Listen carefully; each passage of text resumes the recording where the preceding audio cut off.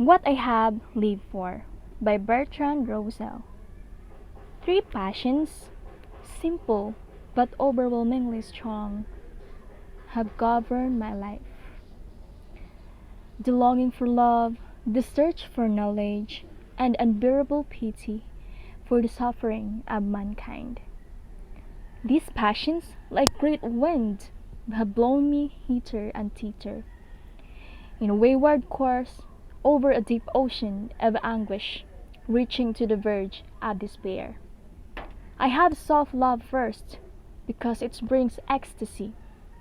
Ecstasy so great that I would have sacrificed all the rest of life for a few hours of this joy.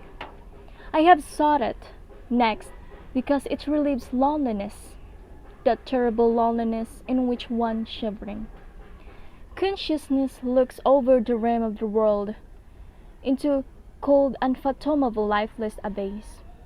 I have sought it, finally, because in the union of love, I have seen in a mystic miniature the free figuring vision of the heaven that sense and poet have imagined.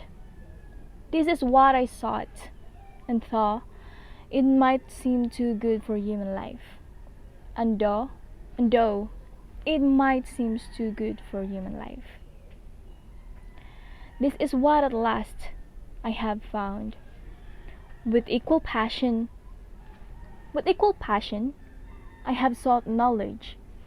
I have wished to understand the hearts of men. I have wished to know why the stars shine. And I have tried to apprehend the Pythagorean power by which number holds away above the blacks. A little of this, but not much, I have achieved. Love and knowledge, so far as they were possible, lead upward toward heavens. But always pity brought me back to earth. Echoes and cries of pain reverberated in my heart. Children in famine, victims tortured by oppressors, helpless old people, a hated burden to their sons, and the whole world of loneliness, poverty, and pain makes a mockery of what human's life should be. I long to alleviate the evil, but I cannot, and I too suffer. Has been my life. This has been my life. I have found it worth living, and I would gladly live it again, if the chance were offered to me.